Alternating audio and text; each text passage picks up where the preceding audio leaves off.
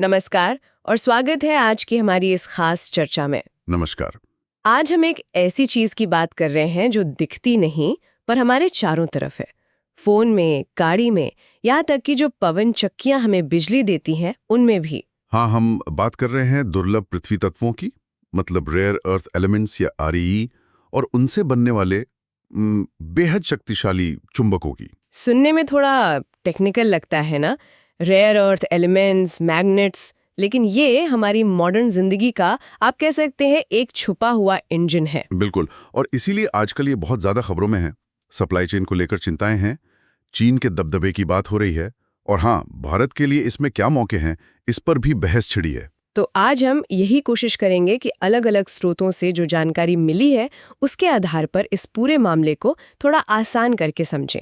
हाँ, मतलब ये आरईई और चुंबक हैं क्या चीज, क्यों इतने जरूरी हो गए हैं, चीन का दबदबा कैसे बना और इसका असर क्या है, और सबसे अहम, भारत इस तस्वीर में कहाँ फिट होता है। बिल्कुल, कोशिश रहेगी कि बातचीत दिलचस्प हो और कुछ नई बातें पता चलें। तो शुरुआत करते हैं इन चुंबकों से ही। ये आम चुंबकों से अलग कैसे हैं? देखिए, चुंबक तो वो चीज है जो लोहे को खींचती है, ये तो हम सब जानते हैं। हाँ। बचपन में खेला भी होगा। हाँ हाँ, बिल्कुल। लेकिन जब हम रेयर अर्थ मैग्नेट्स मतलब आरईई की बात करते हैं, तो हम उन चुंबकों की बात कर रहे हैं जो आम चुंबकों से यूं समझिए कई गुना ज्यादा ताकतवर होते हैं। कई गुना? हम्म कितना? काफी ज्यादा। और ये बनते हैं उन 17 खास तत्वों से जिन्हें रेयर अर्थ एलिमेंट्स कहते हैं। इसमें 15 लैंथेनाइट तत्व हैं और साथ में स्कैंडियम और इट्रियम। अच्छा, पर इन्हें दुर्लभ या रेयर क्यों कहते हैं? क्या ये सच में बहुत कम मिलते हैं? ये एक दिलचस्प सवाल है। दरअसल जमीन में ये उतने भी दुर्लभ नहीं है। कुछ तो तांबे या शीशे से भी ज्यादा मिलते हैं। अच्छा, तो फिर दुर्लभ क्यों? वो इसलिए क्योंकि जब इनकी खोज हुई थी तो इन्हें इनके अयस्कों मतलब ओर से शुद्ध रूप में निकालना बहुत मुश्किल था, और ये अक्सर एक जगह गुच्छे में नहीं बल्कि थोड़ी थोड़ी मात्रा में बिखरे हुए मिलते थे। तो ऐतिहासिक रूप से ये नाम पड़ गया। इनकी असली खासियत इनके अनोखे गुण हैं। जैसे कि? चुंबकीय गुण, चमकने वाले गुण ल्यूमिनेसेंट, और बिजली से जुड़े गुण विद्युत रासायनिक। इसीलिए इन्हें उद्योग का विटामिन भी कहा जाता है। अच्छा, उद्योग का विटामिन। और इन्हीं आरईई से बनते हैं वो सुपर पावरफुल चुंबक। हाँ बिल्कुल। इनमें दो तरह के चुंबक सबसे ज्यादा इस्तेमाल होते हैं। पहला है नियोडीमियम चुंबक, एनडीएफई कहते हैं इसे। NdFeB मतलब नियोडिमियम। नियोडीमियम, लोहा Fe और बोरॉन बी। ये आज के जमाने के सबसे शक्तिशाली स्थायी चुंबक माने जाते हैं। सोचिए, जो फ्रिज पर लगने वाले आम फेराइट चुंबक होते हैं ना, हाँ हाँ। ये उनसे लगभग 10 से 12 गुना ज्यादा शक्तिशाली हो सकते हैं। बाप रे, 10-12 गुना? बिल्कुल। तभी ये इतने खास है। बिल्कुल। इसीलिए ये इलेक्ट्रिक गाड़ियों की मोटर में, पवन चक्कियों के जनरेटर में, स्मार्टफोन, हेडफोन, कंप्यूटर की हार्ड ड्राइव में हर जगह इस्तेमाल हो रहे हैं, जहां भी कम जगह में ज्यादा चुंबकीय शक्ति चाहिए। लेकिन इनमें कुछ कमजोरी भी तो होगी। कोई की चीज परफेक्ट तो नहीं होती। हाँ बिल्कुल सही कहा। इनकी दो बड़ी दिक्कतें हैं। एक, ये काफी भंगुर होते हैं, मतलब आसानी से टूट सकते हैं, और दूसरा, इनमें जंग लगने का खतरा बहुत ज्यादा होता है, खासकर नमी वाली जगहों पर। अच्छा, तो इसका क्या इलाज है? इलाज ये है कि इन पर अक्सर कोटिंग की जाती है। निकल की, जिंक की या एपॉक्सी की एक पतली परत चढ़ा देते हैं ताकि ये सुरक्षित रहें। समझ गई। और दूसरे वाले कौन से थे?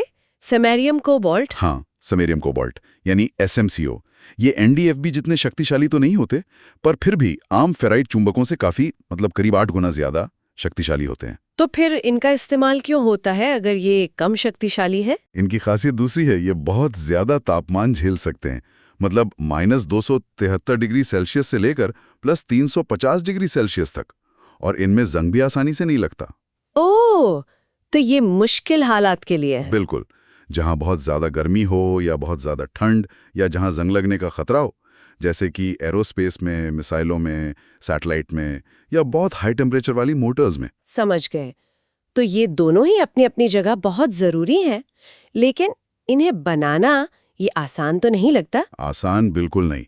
ये एक बहुत लंबी, जटिल और हाँ महंगी प्रक्रिया है। थोड़ा अंदाजा दे सकते हैं कैसी प्रक्रिया? सोचिए, पहले तो जमीन से सी अयस्क खोदकर निकालना पड़ता है, माइनिंग। फिर उस अयस्क में से आरी को अलग करने के लिए कई सारे केमिकल प्रोसेस करने पड़ते हैं, एक्सट्रैक्शन एंड रिफाइनिंग। ये सबसे मुश्किल और, सच कहूं तो, पर्यावरण के लिहाज से खतरनाक हिस्सा हो सकता है। अच्छा, फिर उन शुद्ध धातुओं को सही अनुपात में मिलाकर पिघलाना पड़ता है, अलॉय बनाना। फिर उस मिश्र धातु को पीसकर बारीक पाउडर बनाया जाता है। फिर उस पाउडर को बहुत ज्यादा दबाव डालकर प्रेसिंग मनचाहे आकार में ढाला जाता है। अरे बाप रे, ये तो बहुत लंबा काम है। अभी खत्म नहीं हुआ। इसके बाद इसे बहुत ऊंचे तापमान पर एक खास माहौल में पकाया जाता है, सिंटरिंग, ताकि कण आपस में जुड़कर ठोस बन जाएं। फिर उसकी घिसाई कटाई मशीनिंग होती है, सही आकार देने के लिए। फिर उस पर वो सुरक्षा वाली कोटिंग चढ़ाई जाती है।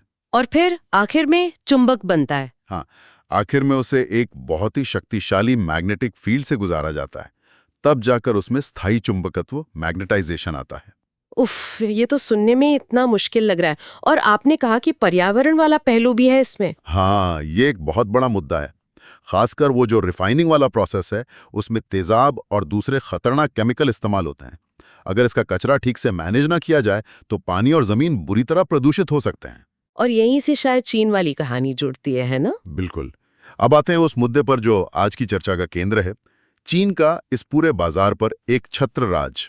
आंकड़े देखेंगी तो आप चौंक जाएंगे। हाँ, मैंने कुछ आंकड़े देखे थे। क्या स्थिति है अभी? देखिए, दुनिया भर में जो आरई की खुदाई होती है, उसमें चीन का हिस्सा करीब 60 से 70% है, जो कि बहुत ज्यादा है। 60-70% तो सिर्फ खुदाई में? हाँ, लेकिन असली दबदबा है प्रोसेसिंग में, मतलब उस अयस्क को साफ करके शुद्ध धातु बनाने की प्रक्रिया में। वहां चीन का नियंत्रण लगभग 90 से 92% है। 90% से ज्यादा? मतलब लगभग सारा कच्चा माल वहीं साफ हो रहा है। बिल्कुल। और फिर उन धातुओं से जो असली चीज बनती है, यानी हाई पावर चुंबक, उसके उत्पादन में भी चीन का हिस्सा 90-93% के आसपास है। तो आप समझ सकती हैं कि निर्भरता कितनी ज्यादा है। ये हुआ कैसे? मतलब चीन ने ऐसा क्या किया कि पूरी दुनिया एक तरह से उन पर निर्भर हो गई? ये कोई रातों रात तो नहीं हुआ होगा? नहीं, रातों रात बिल्कुल नहीं। ये चीन की, आप कह सकती हैं, दशकों की एक सोची समझी लंबी रणनीति का नतीजा है। उन्होंने बहुत पहले, शायद 80 और 90 के दशक में ही, इन खनिजों के रणनीतिक महत्व को पहचान लिया था। अच्छा। कैसे? उनके नेता देंग शियाओपिंग का एक मशहूर कथन है कि मध्य पूर्व के पास तेल है, चीन के पास दुर्लभ पृथ्वी है। तो उन्होंने शुरुआत से ही इस पर फोकस किया। सरकार ने भारी सब्सिडी दी, कंपनियों को सस्ता लोन, सस्ती जमीन दी, उत्पादन को बड़े पैमाने पर बढ़ाया। और कीमतें? हाँ, कीमतें इतनी कम रखीं कि बाकी देशों की कंपनियां, जो शायद अमेरिका या यूरोप में थी, वो मुकाबला ही नहीं कर पाई। उनके लिए उत्पादन महंगा पड़ता था, ऊपर से पर्यावरण के नियम भी सख्त थे। तो धीरे धीरे वो कंपनियां बंद होती गईं या उन्होंने अपना काम समेट लिया। मतलब चीन ने एक तरह से बाजार पर कब्जा कर लिया। बिल्कुल। साथ में मेड इन चाइना 2025 जैसी उनकी औद्योगिक नीतियां भी हैं, जिनका लक्ष्य हाईटेक मैन्युफैक्चरिंग में ग्लोबल लीडर बनना है। और आरईईज इसमें बहुत अहम है। लेकिन इस तेजी और दबदबे की कीमत भी तो चुकानी पड़ी होगी, खासकर पर्यावरण के लिहाज से। हमने बाओटो शहर के बारे में कुछ पढ़ा था, वो काफी डरावना था। हाँ, बाओटो का उदाहरण वाकई चिंताजनक है। वहां दुनिया की सबसे बड़ी आरईई खदानों में से एक है। दशकों तक अयस्क साफ करने के बाद जो जहरीला कीचड़ निकलता था, जिसमें भारी धातुएं और यहां तक कि थोड़ा बहुत रेडियोधर्मी थोरियम भी होता है, ओह, उसे पास में ही एक बहुत बड़ी कृत्रिम झील बनाकर उसमें डालते रहे। सोचिए, कई वर्ग किलोमीटर में फैला जहरीले पानी और कीचड़ का तालाब। इससे तो आसपास का पानी, जमीन सब बर्बाद हो गया होगा। बिल्कुल। भूजल बुरी तरह प्रदूषित हो गया। जब वो झील सूखने लगती है तो उसकी धूल उड़कर हवा में फैलती है, जिससे लोगों को सांस की और दूसरी गंभीर बीमारियां होती हैं।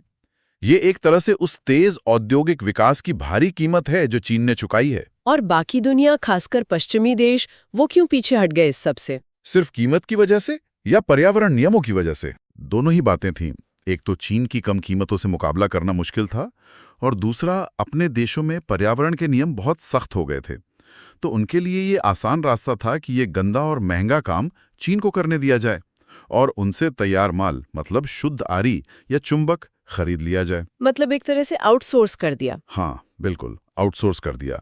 लेकिन अब वही चीज गले की फांस बन गई है। और अब डर ये है कि चीन इस निर्भरता का फायदा उठा सकता है, इसे एक हथियार की तरह इस्तेमाल कर सकता है। ये डर अब सिर्फ डर नहीं रहा, ये हकीकत बन चुका है। कई मौकों पर चीन पर कई बार ये आरोप लगे हैं कि वो राजनीतिक या आर्थिक दबाव बनाने के लिए आरी या उनसे बने उत्पादों की सप्लाई को रोकता है या कम कर देता है। कोई उदाहरण है इसका? हाँ, सबसे मशहूर उदाहरण 2010 का है। जापान के साथ उनका समुद्री सीमा को लेकर कोई विवाद हुआ था। उसके बाद खबरें आई थी कि चीन ने जापान को आरी का निर्यात लगभग बंद कर दिया था, जिससे वहां की इंडस्ट्री में हड़कंप मच गया था। और अभी हाल में भी तो कुछ हुआ है। 2025 की शुरुआत से कुछ नए नियम आए हैं। हाँ, ये ताज़ा मामला है। चीन ने दुर्लभ पृथ्वी चुंबकों के निर्यात पर, खासकर हाई परफॉर्मेंस वाले, कुछ प्रतिबंध लगा दिए हैं। पूरी तरह रोक नहीं लगाई है, लेकिन कोटा कम कर दिया है, लाइसेंस लेने की प्रक्रिया मुश्किल कर दी है और लाइसेंस बहुत कम समय के लिए दिए जा रहे हैं। कुछ रिपोर्ट्स में तो 50% तक की कटौती की बात भी कही गई। इससे तो पूरी दुनिया में चिंता बढ़ गई होगी। जाहिर है, क्योंकि ये चुंबक हर उस इंडस्ट्री के लिए ज़रूरी हैं जो भविष्य की तकनीक पर काम कर रही है। लेकिन हमने ये भी सुना कि भारत के लिए ये प्रतिबंध शायद हटा लिए गए हैं या उनमें ढील दी गई है। हाँ, ये एक हालिया डेवलपमेंट है। कुछ खबरें ऐसी आई हैं कि भारत के साथ बातचीत के बाद शायद ये निर्यात संबंधी दिक्कतें कम हुई हैं। लेकिन ये घटना अपने आप में एक चेतावनी है। चेतावनी किस बात की? कल किसी और बात पर फिर से सख्ती हो सकती है। सही कहा। तो इसका असर किन उद्योगों पर सबसे ज्यादा पड़ता है? देखिए, असर तो कई जगह है, लेकिन सबसे ज्यादा चिंता इलेक्ट्रिक गाड़ियों ईवीज बनाने वाली कंपनियों को है, क्योंकि उनकी मोटर में ये चुंबक लगते हैं। फिर पवन चक्कियां बनाने वालों को, क्योंकि उनके जनरेटर में भी ये चाहिए। और रक्षा क्षेत्र में? हाँ, रक्षा उपकरणों में, मिसाइलों में, रडार सिस्टम में इनका खूब इस्तेमाल होता है। फिर high and electronics, smartphone, computer, medical उपकरण, लिस्ट काफ़ी लंबी है। भारत में भी टाटा मोटर्स जैसी कंपनियों को चिंता हुई थी। ये सारा मामला कहीं ना कहीं अमेरिका और चीन के बीच जो एक बड़ा तकनीकी और व्यापारिक टकराव चल रहा है, उससे भी जुड़ा लगता है। बिल्कुल, आप इसे उसी बड़े कैनवस पर देख सकती हैं, जैसे अमेरिका ने चीन को एडवांस सेमीकंडक्टर चिप्स और उनके बनाने की तकनीक देने पर रोक लगाई। हाँ। तो कई लोग मानते हैं कि चीन का आरईई और चुंबकों पर नियंत्रण कसना उसी का एक तरह से जवाब है। ये जियोपॉलिटिकल शतरंज के बिसात है, जहां ये खनिज और तकनीकें मोहरे बन गए हैं। इस पर एक्सपर्ट्स की राय क्या है? क्या चीन का ये दबदबा बना रहेगा या ये टूट सकता है? यहाँ थोड़ी अलग अलग राय है।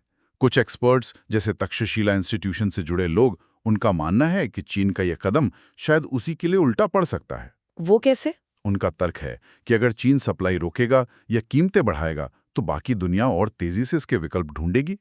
नई तकनीकें विकसित होंगी, दूसरे देशों में माइनिंग और प्रोसेसिंग शुरू होगी। मतलब चीन खुद ही अपने एकाधिकार को कमजोर कर रहा है। अच्छा, और दूसरी तरफ? दूसरी तरफ अजीत रनाडे और शार्दुल मानुरका जैसे कुछ और एक्सपर्ट्स हैं, जिनका मानना है कि चीन की ये रणनीति बहुत गहरी और सोची समझी है। उनके पास न सिर्फ भंडार और उत्पादन क्षमता है, बल्कि तकनीक और पूरी वैल्यू चेन पर उनका कंट्रोल है। इसे तोड़ना इतना आसान नहीं होगा और इसमें काफी वक्त और पैसा लगेगा। तो मतलब स्थिति अभी थोड़ी धुंधली है। हाँ, कह सकते हैं। सच्चाई शायद इन दोनों तर्कों के बीच में कहीं है। चीन का दबदबा है, लेकिन वो शायद उतना अटूट नहीं है जितना लगता है, पर उसे चुनौती देना भी आसान नहीं है।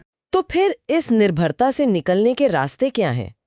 क्या दुनिया या बाकी देश कुछ कर रहे हैं? हाथ पे हाथ धरे तो नहीं बैठे होंगे? नहीं, बिल्कुल नहीं। कई दिशाओं में काम हो रहा है। पहला और सबसे सीधा रास्ता है सप्लाई चेन में विविधता लाना। मतलब चीन के अलावा दूसरे देशों से भी आरईई हासिल करना। जैसे कि ऑस्ट्रेलिया, अमेरिका, वियतनाम, ब्राजील जैसे देशों में भी आरईई के भंडार हैं। वहां माइनिंग बढ़ाई जा रही है। अमेरिका में कुछ पुरानी खदानें फिर से खोली जा रही हैं। लेकिन आपने कहा था कि असली दिक्कत तो प्रोसेसिंग में है। हाँ, वही सबसे बड़ी चुनौती है। आप अयस्क तो शायद कहीं और से निकाल लें, लेकिन उसे शुद्ध धातु में बदलने की लगभग 90% क्षमता अभी भी चीन के पास है। तो दूसरे देशों को अब अपनी रिफाइनिंग कैपेसिटी बनानी पड़ रही है, जिसमें बहुत निवेश और टेक्नोलॉजी चाहिए, और पर्यावरण की चिंताएं भी जुड़ी हैं। तो ये तो हुआ सप्लाई का रास्ता।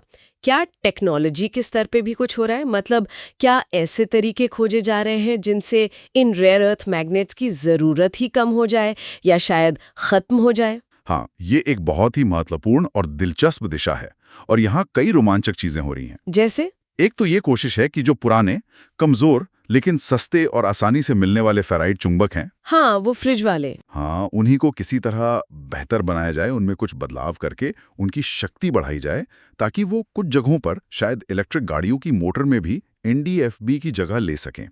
जापान की एक कंपनी है प्रोटेरियल, वो इस पर काफी काम कर रही है। ये सस्ते पड़ेंगे और इनका कच्चा माल आयरन ऑक्साइड दुनिया भर में भरपूर है। ये तो अच्छा विकल्प लग रहा है। और कुछ? मैंने रिलक्टेंस मोटर्स के बारे में सुना था, कहते हैं उनमें चुंबक लगते ही नहीं। कमाल की बात है ना। रिलक्टेंस मोटर्स ये बिना किसी स्थायी चुंबक के काम करती हैं। ये दरअसल बहुत पुरानी तकनीक है, लेकिन पहले इन्हें कंट्रोल करना बहुत मुश्किल था। तो अब क्या बदला? अब हमारे पास बहुत एडवांस्ड माइक्रो इलेक्ट्रॉनिक्स और सॉफ्टवेयर एल्गोरिदम हैं जिनकी मदद से इन्हें बहुत कुशलता से कंट्रोल किया जा सकता है। टेस्ला ने अपनी कुछ गाड़ियां जैसे मॉडल 3 में इनका इस्तेमाल किया है, खासकर स्थायी चुंबक वाली मोटर के साथ मिलाकर, हाइब्रिड। तो ये साबित हो रहा है कि ये एक वायबल विकल्प बन सकते हैं और इनमें REE की जरूरत जीरो है। ये तो वाकई बहुत बड़ी बात हो सकती है। Game changer. बिल्कुल, इसमें कंट्रोल सिस्टम और सॉफ्टवेयर पे ज्यादा जोर होता है, हार्डवेयर पे कम। और क्या कोई बिल्कुल नई तरह की चुंबकीय सामग्री भी खोजी जा रही है? हाँ, रिसर्च उस दिशा में भी चल रही है। जापान में ही डेंसो और तोशिबा जैसी कंपनियां ऐसे नए चुंबक बनाने की कोशिश कर रही हैं जिनमें नियोडिमियम जैसे महंगे REE कम इस्तेमाल हों या उनकी जगह दूसरे तत्व ले लें। और वो टेट्रानाइट, कुछ ऐसा नाम भी सुना था। हाँ, टेट्राटेनेनाइट, ये बहुत ही रोमांचक चीज है। इसे कॉस्मिक मैग्नेट या अंतरिक्ष का चुंबक भी कहते हैं। अंतरिक्ष का चुंबक क्यों? क्योंकि ये कुदरती तौर पर सिर्फ उल्कापिंडों में पाया जाता है, जहां लोहे और निकल के कण लाखों सालों में धीरे धीरे ठंडे होकर एक खास क्रिस्टल संरचना बनाते हैं जो बहुत शक्तिशाली चुंबक होती है। लाखों साल? तो हम इसे कैसे बना सकते हैं? यही तो कमाल की खोज हुई है। कैम्ब्रिज यूनिवर्सिटी के वैज्ञानिकों ने हाल ही में एक तरीका खोजा है जिससे लैब में फॉस्फोरस नाम के तत्व की मदद से इस प्रक्रिया को बहुत तेज किया जा सकता है। मतलब जो काम प्रकृति लाखों साल में करती है वो शायद कुछ घंटों या दिनों में हो जाए। अगर ये सच में हो गया तो ये तो क्रांति ला देगा। हाँ, अगर ये बड़े पैमाने पर उत्पादन के लायक बन गया तो ये NDFeB का एक जबरदस्त विकल्प हो सकता है, क्योंकि इसमें RE नहीं लगते। लेकिन हाँ, अभी ये शुरुआती स्टेज में है, इसमें काफी काम बाकी है। ये तो भविष्य की टेक्नोलॉजी हो गई। आज के लिए रिसाइकलिंग का क्या रोल है? पुराने फोन, कंप्यूटर हार्ड ड्राइव से इन कीमती धातुओं को निकालना? रिसाइकलिंग बहुत बहुत जरूरी है और इसका महत्व लगातार बढ़ रहा है। सोचिए, हर साल करोड़ों फोन, लैपटॉप और दूसरी इलेक्ट्रॉनिक चीजें बेकार हो जाती हैं। उनमें अच्छी खासी मात्रा में RE होते हैं। हाँ, ये तो है। अनुमान है कि 2030 तक दुनिया को जितने RE की जरूरत होगी उसका शायद 10-15% या उससे भी ज्यादा हिस्सा रिसाइकलिंग से पूरा किया जा सकता है, अगर हम सही टेक्नोलॉजी और सिस्टम बना लें। भारत सरकार का जो नया राष्ट्रीय महत्वपूर्ण खनिज मिशन NCMM है, उसमें भी रिसाइकलिंग पर काफी जोर दिया गया है। चलिए अब घूम फिर कर आते हैं भारत पर। हमारे लिए इस पूरी कहानी में क्या है, मौके क्या है और मुश्किलें क्या हैं? भारत की स्थिति, जैसा मैंने कहा, थोड़ी विरोधाभासी है। एक तरफ हमारे पास दुनिया के 5वें सबसे बड़े RE भंडार हैं। आंकड़ों के हिसाब से ऑस्ट्रेलिया से भी लगभग 2 गुने। 5वें सबसे बड़े? ये तो बहुत बड़ी बात है। हाँ है, लेकिन दूसरी तरफ कड़वी सच्चाई ये है कि आज हम अपनी जरूरत के लगभग 85 से 90% तैयार RE और उनसे बने चुंबक चीन से ही आयात करते हैं। मतलब भंडार हमारे पास और माल हम चीन से ले रहे हैं। बिल्कुल, और दुनिया के कुल RE उत्पादन में हमारा हिस्सा आज 1% से भी कम है। तो एक बहुत बड़ा गैप है। हमारे पास तो एक पुरानी सरकारी कंपनी भी है, Indian rare earths limited, IREL। वो क्या करती है? हाँ, IREL 1950 के दशक से काम कर रही है। काफी पुरानी और अनुभवी कंपनी है, लेकिन उसका मुख्य फोकस हमेशा से केरल और ओडिशा के तटों पर मिलने वाली मोनोजाइट रेत पर रहा है। मोनोजाइट, उसमें क्या खास है? मोनोजाइट में थोरियम होता है, जो भारत के परमाणु ऊर्जा कार्यक्रम के लिए बहुत जरूरी है। तो IREL मोनोजाइट को प्रोसेस करके थोरियम निकालती है और साथ में कुछ RE के ऑक्साइड्स भी बनाती है। ये एक तरह से शुरुआती स्टेज का काम है जिसे अपस्ट्रीम कहते हैं। तो दिक्कत कहाँ है? दिक्कत है डाउनस्ट्रीम में, मतलब उन ऑक्साइड से शुद्ध धातु निकालना और फिर उन धातुओं से हाई परफॉर्मेंस चुंबक जैसे NDFeB बनाने की टेक्नोलॉजी और क्षमता भारत में अभी लगभग न के बराबर है। हम ऑक्साइड्स तो बना लेते हैं पर चुंबक नहीं बना पाते। लेकिन क्या हाल में देश के दूसरे हिस्सों में भी RE मिलने की खबरें नहीं आई हैं, वो मोनोजाइट से अलग? हाँ, ये बहुत उम्मीद जगाने वाली खबरें हैं। Geological survey of India GSI ने अरुणाचल प्रदेश के पापुम पारे जिले में नियोडिमियम, इट्रियम जैसे कई महत्वपूर्ण RE के संकेत पाए हैं। नियोडिमियम, वो तो सबसे जरूरी है चुंबक के लिए। बिल्कुल। इसके अलावा असम के कार्बी आंगलोंग, मेघालय की सुंग घाटी और मध्य प्रदेश के सिंगरौली में भी संभावनाएं दिख रही हैं। अगर ये भंडार वाकई बड़े और आर्थिक रूप से निकालने लायक साबित होते हैं तो ये भारत के लिए गेम चेंजर हो सकता है। सरकार भी तो अब इस पर काफी जोर दे रही है, आत्मनिर्भर भारत अभियान के तहत। हाँ, सरकार अब इस दिशा में काफी गंभीर दिख रही है। राष्ट्रीय महत्वपूर्ण खनिज मिशन NCMM इसी का एक बड़ा उदाहरण है। इसके लिए अच्छा खासा बजट रखा गया है और लक्ष्य है देश में इन जरूरी खनिजों की खोज से लेकर प्रोसेसिंग और रिसाइकलिंग तक पूरी वैल्यू चेन विकसित करना। इसमें REE और REM के लिए कुछ खास है? हाँ, इस मिशन के तहत खास तौर पे रेयर अर्थ मैग्नेट्स के उत्पादन के लिए भी अलग से फंड आवंटित किया गया है, करीब 1300-1400 करोड़ रुपए। और कूटनीति के स्तर पर क्या हो रहा है? चीन से बातचीत, दूसरे देशों से सप्लाई की कोशिश? दोनों मोर्चों पर काम चल रहा है। जैसा हमने बात की, चीन के साथ हालिया बातचीत के बाद चुंबकों के निर्यात में कुछ नरमी आई है। इसके अलावा भारत, वियतनाम, ब्राजील, रूस जैसे देशों के साथ भी सहयोग की संभावनाएं तलाश रहा है ताकि सप्लाई के और स्रोत बन सकें। क्या उद्योगों को बढ़ावा देने के लिए कोई PLI स्कीम जैसी बात भी चल रही है? हाँ, इस पर भी विचार हो रहा है कि क्या रेयर अर्थ्स और चुंबकों के घरेलू उत्पादन को बढ़ावा देने के लिए production linked incentive PLI scheme लाई जा सकती है। एक कंसल्टेंसी फर्म है प्राइमस पार्टनर्स, उन्होंने भी भारत के लिए एक रणनीति सुझाई थी। उसके बारे में कुछ बता सकते हैं? हाँ, प्राइमस पार्टनर्स ने एक 5 सूत्रीय रणनीति का प्रस्ताव रखा था। उसमें कुछ मुख्य बातें थीं, जैसे सरकार द्वारा शुरुआती कुछ सालों के लिए बाजार और कीमतों की गारंटी देना ताकि कंपनियां निवेश करने से हिचकिचाएं नहीं। अच्छा। दूसरा, जहां खनिज मिलते हैं उन राज्यों में प्रोसेसिंग के पायलट क्लस्टर बनाना। तीसरा, कुछ बड़ी प्राइवेट और सरकारी कंपनियों को इंडस्ट्रियल चैंपियन के तौर पर चुनकर उन्हें आगे बढ़ाना। चौथा, रिसर्च, डेवलपमेंट और रिसाइकलिंग के लिए एक राष्ट्रीय स्तर का उत्कृष्टता केंद्र बनाना। और पांचवा, विभिन्न मंत्रालयों और विभागों के बीच तालमेल के लिए एक कोऑर्डिनेशन सेल बनाना। ये तो काफी ठोस सुझाव लगते हैं। तो फिर सबसे बड़ी चुनौती क्या है भारत के सामने? कहां पर बात अटक सकती है? देखिए, सबसे बड़ी चुनौती है उस पूरे रास्ते को तय करना। जमीन के नीचे दबे अयस्क से लेकर आपकी इलेक्ट्रिक गाड़ी या फोन में लगने वाले हाईटेक चुंबक तक, ये पूरी वैल्यू चेन हमें देश में ही बनानी होगी। इसके लिए क्या चाहिए होगा? इसके लिए हमें चाहिए अत्याधुनिक टेक्नोलॉजी, चाहे वो हम खुद विकसित करें या बाहर से लाएं। हमें चाहिए बहुत सारा निवेश, सरकारी और प्राइवेट दोनों। हमें चाहिए कि सरकारी मंजूरियां तेजी से मिलें और हमें चाहिए जबरदस्त फोकस रिसर्च और डेवलपमेंट R&D पर। जैसे कि वो रिलक्टेंस मोटर्स वाली टेक्नोलॉजी। हाँ, बिल्कुल। रिलक्टेंस मोटर्स जैसी चीजें भारतीय इंजीनियरों के लिए एक बड़ा मौका हो सकती हैं, क्योंकि ये सॉफ्टवेयर और कंट्रोल सिस्टम पर आधारित हैं, जहां भारत की ताकत है। और हाँ, सबसे जरूरी बात, अगर हम देश में माइनिंग और प्रोसेसिंग बढ़ाते हैं तो हमें शुरू से ही पर्यावरण का पूरा ध्यान रखना होगा। हमें चीन वाली गलती नहीं दोहरानी है। और समय, क्या हमारे पास पर्याप्त समय है? समय बहुत कीमती है। जैसा एक रिपोर्ट में किसी ने कहा था, चीन को ये सब करने में कई दशक लगे। भारत के पास शायद उतना समय नहीं है, क्योंकि दुनिया बहुत तेजी से बदल रही है। हमें तेजी से काम करना होगा। बिल्कुल। तो आज की इस लंबी और काफी गहरी बातचीत का अगर सार निकालें तो सार यही है कि ये छोटे छोटे दिखने वाले रेयर अर्थ तत्व और उनसे बनने वाले चुंबक, ये हमारी आज की और आने वाले कल की टेक्नोलॉजी के लिए, खासकर ग्रीन एनर्जी और डिजिटल दुनिया के लिए बेहद जरूरी हैं। हम भी ये भी समझा कि कैसे चीन ने बड़ी रणनीति से इस पर अपना दबदबा बनाया, लेकिन इसकी एक बड़ी कीमत भी चुकाई है, पर्यावरण के रूप में, और दुनिया के लिए एक जोखिम भी पैदा किया है। हाँ, लेकिन अच्छी बात यह है कि अब दुनिया जाग रही है। चीन पर निर्भरता कम करने के लिए नए रास्ते खोजे जा रहे हैं, चाहे वो सप्लाई के नए स्रोत हों, रिसाइकलिंग हो या फिर बिल्कुल नई टेक्नोलॉजी हो। और भारत के लिए ये एक बहुत बड़ा मौका है। हमारे पास जमीन के नीचे खजाना है, सरकार की नीयत भी दिख रही है, लेकिन इस मौके को हकीकत में बदलने के लिए एक बहुत बड़ा फोकस्ड और तेज प्रयास की जरूरत है। पॉलिसी, पैसा, इनोवेशन, सब कुछ एक साथ चाहिए। बिल्कुल। यहाँ पर एक आखिरी सवाल मेरे मन में आ रहा है, क्या भारत का लक्ष्य सिर्फ चीन की जगह लेना होना चाहिए? मतलब जो काम चीन कर रहा था वो हम करें, या फिर क्या भारत कुछ अलग, कुछ बेहतर करने की सोच सकता है? ये बहुत ही महत्वपूर्ण सवाल उठाया आपने। क्या भारत सिर्फ एक और सप्लायर बनने के बजाय टिकाऊ, सस्टेनेबल और नवोन्मेषी चुंबकीय टेक्नोलॉजी में दुनिया का लीडर बन सकता है? शायद उन विकल्पों का फायदा उठाकर जिनमें REE कम लगते हैं या लगते ही नहीं, जैसे रिलक्टेंस मोटर्स या वो टेट्रोटेनाइट। ये बिल्कुल संभव है, और शायद यही ज्यादा सही रास्ता भी हो। चीन में जो रास्ता अपनाया वो सस्ता जरूर था, पर टिकाऊ नहीं था। भारत अगर शुरुआत से ही पर्यावरण का ध्यान रखे, नई और क्लीन टेक्नोलॉजी पर फोकस करे, R&D में निवेश करे, तो वो न सिर्फ अपनी ज़रूरतें पूरी कर सकता है, बल्कि दुनिया के लिए एक बेहतर और ज़्यादा जिम्मेदार विकल्प बनकर उभर सकता है। ये वाकई सोचने और इस पर काम करने वाली बात है। बिल्कुल।